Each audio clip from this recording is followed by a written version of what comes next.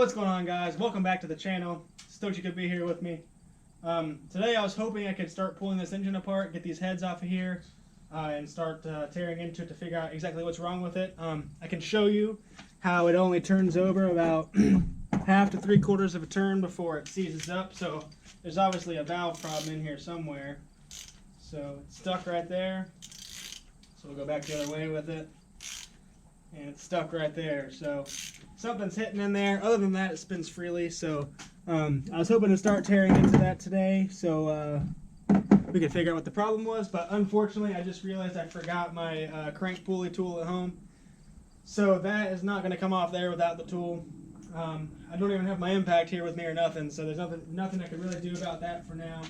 I only have like 45 minutes or so probably until the kids are ready to come home. So unfortunately, I'm not going to be able to really get anywhere with this today. I was really hoping to and looking forward to doing it, but I guess it's going to have to wait till tomorrow. Maybe later tonight if we don't have a whole lot going on, but we'll see. So, yeah, we're out here, guys. Soon, this week sometime, I'm going to find some time to start tearing into this thing, but I guess today is not that day. But it's here. It's on the stand. You can see it's in decent shape.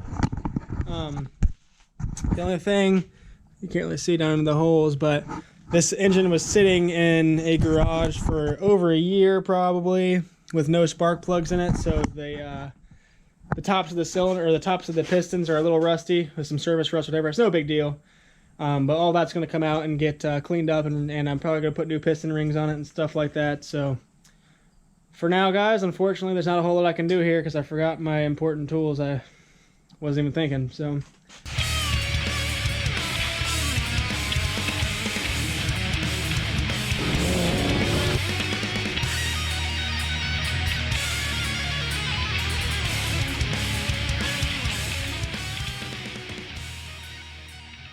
alright, guys, I'm out here at my parents' house again, trying to get this crank pulley bolt off here, and it just does not want to work with us. So my dad found a torch. We're going to try to heat it up a little bit because I bent this crowbar all the way crooked trying to get it off. So obviously that's not working, so hopefully some heat will get it off there, but we shall see. Yeah, snap my extension for my socket wrench, so yeah, hopefully heat will take care of it. But what is up, guys? Welcome back. I finally made it back over to my parents' house to work on this engine. It's probably been 2 or 3 days now. It's been a little bit. Last time we were here, I was unable to get the crank pulley bolt out. Luckily, my buddy Kyle came over and he hooked me up with his Mighty Milwaukee Impacts, and that thing made short work of that. So, yeah, this thing's ready to tear apart. I at least want to get the heads off today. I want to figure out what's going on inside of this engine to prevent it from cranking over. And then I'll be able to see what I need to get and what I don't need to get it running. So that's what we're going to do today. I want to start tearing into that. I did get my ARP head studs from Power Rev Racing today. So that's really cool. Those are going into this engine when it's back together.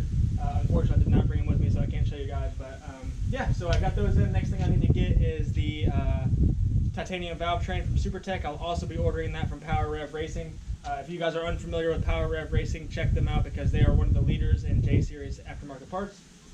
So yeah, for now I'm going to go ahead and get these heads off of here, and we'll see what's going on inside of this thing.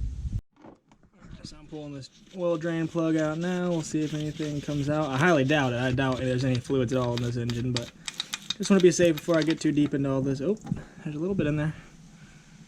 Alright. Well, now we know. So I'm going to let that drain out, and I'll get that filter off of there as well, and yeah, we will start tearing into it. Let's see what we got under here. Oop. There we go. Get all that stuff out. This wind's kind of making me a little nervous. It's going to be blowing oil everywhere, but let's see what happens here. It's not too bad. Cool. Alrighty. Probably going to put this filter back on. I guess I could have left it on to begin with, but just so it's not dripping out of that hole. So once that oil is done draining out of there, I'll go ahead and put the plug back in so that's not dripping either. It doesn't have to be completely dry. I just wanted to make sure there wasn't anything that was going to spill out of here, because at some point I will be taking the pan off and pulling the pistons out. So definitely don't want to make a huge mess doing that. So.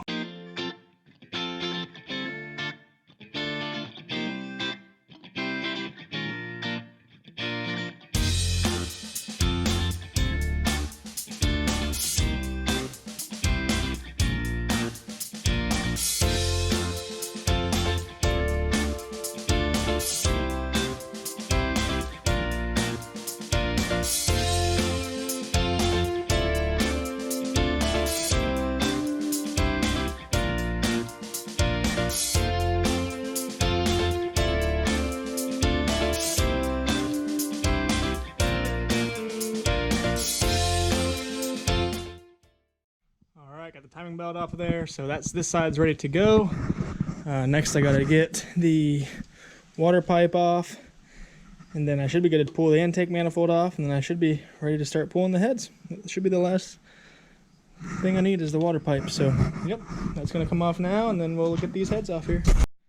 Alright, I got the water pump off with no problem at all, so that's good to go. I'll go ahead and pull the valve covers off now, and then I'll be able to pop the head studs out and get this thing going. Alright, got the valve covers off. So next is to get the head studs out. We can pull the heads off. As you can see, this side looks not so hot, so all that stuff's gonna get pulled out of there and cleaned up and looking nice again, but or at least as well as I can. But for now, yeah, we're gonna go ahead and pull these heads off and see if we can find something down in the cylinders that might be causing it to not turn, and we'll go from there. Gonna have to look back up. I don't remember exactly the order that the head bolts have to come out in, but I'll look that up real quick, and then I'll get both of these heads off of this engine, and then we'll see what it looks like.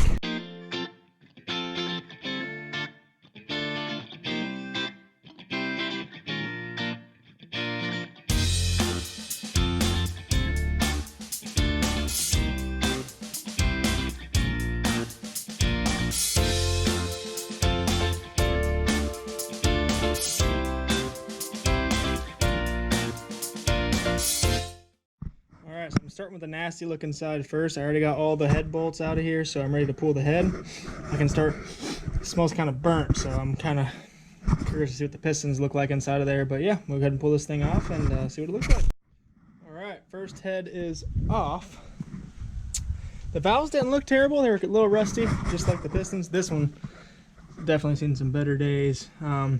I was going to have to ball hone the inside of the cylinder walls because, like I said, this engine was left with no spark plugs in it for about a year or so, but I got it for close to free, so I'm not too worried about it. I'll end up cleaning all these pistons up, salvage what I can, and go get to a junkyard and get what I need if I can't salvage them. So I'm going to go ahead and pull this side off. I didn't see anything in there that would prevent the pistons from moving, so I'm not really sure what that's all about. Maybe drop the valve on the other side or something. I'm not really sure yet, so we'll get this this head here off, and then we'll see what it looks like.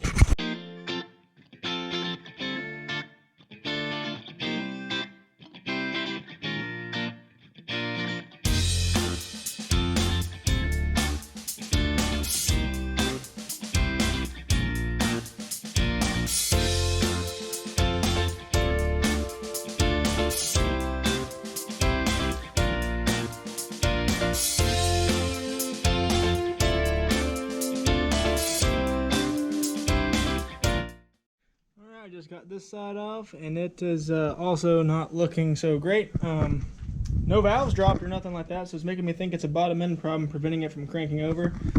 I'm going to go ahead and try to crank it real quick myself without the heads on there and see how it does. I did notice that the right head, or I guess the front head,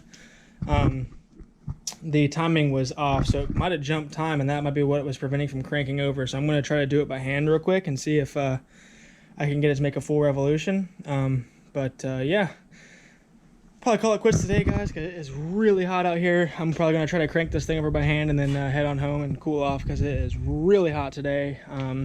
But at some point I'm going to come back over here. I'm going to pull the oil pan off and pull the pistons all the way out because obviously most of the pistons are going to need replaced. I mean, some of them are definitely savable. I'll have to get them out and try to clean them up with the sandblaster a little bit and see what they look like. Yeah. Some of them might be savable, some of them might not, so we'll see what they look like when we get them all cleaned up. But for now, I'm going to try to crank it over, and we'll see what happens. Alright, here we go. Let's see how this thing goes.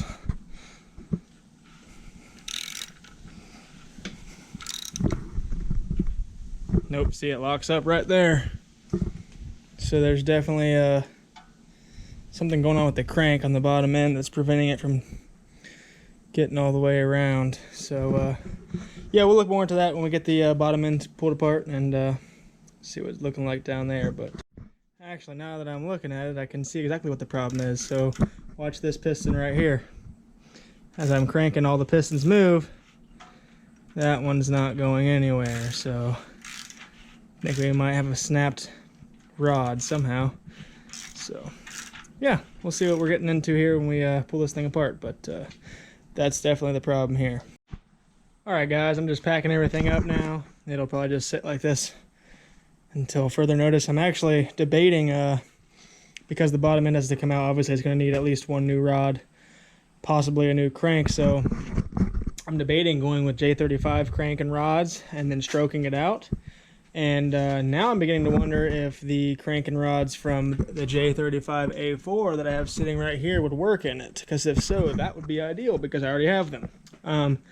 But I don't know if they're going to work or not. So if any of you guys might know the answer to that, leave a comment, let me know. What's up guys? So it's been a couple days now. Unfortunately, I didn't make it any farther on the engine. I got the heads off of it, figured out the problem, but I was never able to pull the bottom end off. That is because I am now in Chicago. I'm on a business trip for work. I got a conference this week to go to, so yeah, I'll be here all week, and then hopefully this weekend I'll get back home and I'll end up pulling the bottom of that engine apart and figuring out what all damage was done. We know that the connecting rod is completely done in that cylinder. I'm worried about the cylinder walls and the crank, but we'll see what happens. So yeah, for now I'll be just chilling here in Chicago, and I'll get back to you guys this weekend. So as always guys, thanks for watching, and we'll see you next time.